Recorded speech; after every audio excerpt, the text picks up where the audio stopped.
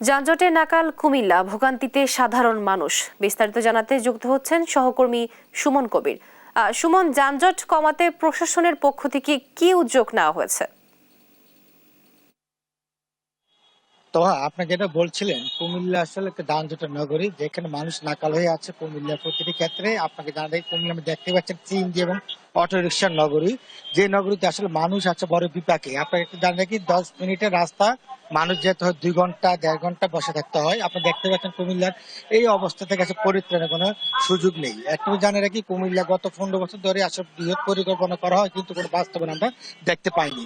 বিশেষ করে Comilla city mayor যে বসেন, সেই আসলে এখানে ওই ধরনের পদক্ষেপ গ্রহণ করতে পারেনি। এবং কুমিল্লা আমরা দেখেছি, যেখানে এই নগরীতে 5 থেকে 10 হাজার অটোরিকশা থাকার কথা, সেখানে 60 হাজার অটোরিকশা এখানে রয়েছে সিএনজি সহকারে, যেখানে মানুষের নাভিশ্বাস। আপনার বিশেষ করে যারা যত মার্কেট করার কারণে গাড়ি পার্কিং এর ব্যবস্থা নেই, সেই কারণে এই কুমিল্লা নগরবাসী আছে বড় বিপাকে। বিশেষ করে স্কুল যাত্রী যারা রয়েছে, সকল অফিস টাইম যারা করবেন, তারা আছে বড় বিপাকে। তবে একদমই জানি নাকি, কুমিল্লার এই বিষয়ে সুশীল সমাজের সাথে কথা বলেছিলাম, ওনারা আমাদেরকে জানিয়েছেন কুমিল্লার কোনো নগরবিদ নেই এবং কোনো পরিকল্পনাবিহীন এই নগর। যে নগরের মানুষ বাস্তবায়ন করতে গেলে, বিশেষ করে সিটি কর্পোরেশন নির্বাচন হয়, সিটি মেয়র আসলে বিভিন্ন ফুলজুরি দিয়ে থাকে প্রতিশ্রুতি, যে প্রতিশ্রুতি অনুযায়ী আসলে আমরা দেখেছি কোনো বাস্তবায়ন হয়নি।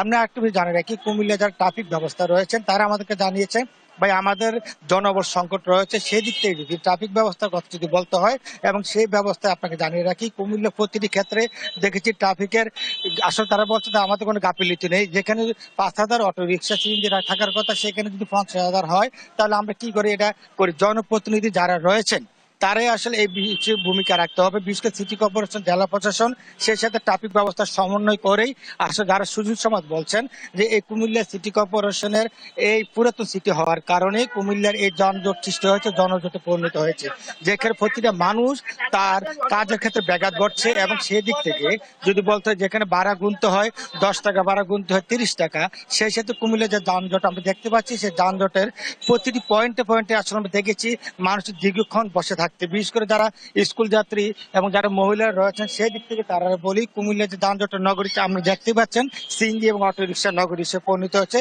এখানে যারা পার্সোনাল গাড়ি ব্যবহার করবে, আসলে যত গাড়ি পার্কিং কোনো ব্যবস্থা নেই, এবং সেই কারণে প্রতিটি মার্কেটে আমরা দেখেছি যে তারা গাড়ি পার্কিং করতে পারছে না। কুমিল্লা প্রতিটি, আমি কথা বলেছি কুমিল্লার সুশীল সমাজ এবং যারা রয়েছে, তারা আমাদেরকে জানিয়েছেন কুমিল্লার প্রত্যেকটা পয়েন্টে, বিশেষ করে কুমিল্লার চকবাজার, রাজগঞ্জ, কান্দিরপাড়, টঞ্চম ব্রিজ, শাসনগাছা এবং আপনার সদর হসপিটাল, মেডিকেল কলেজের সামনে আসলে যত্র এই যে মানুষের ভোগান্তি, এই ভোগান্তি দেখতে, বিশেষ করে অ্যাম্বুলেন্স।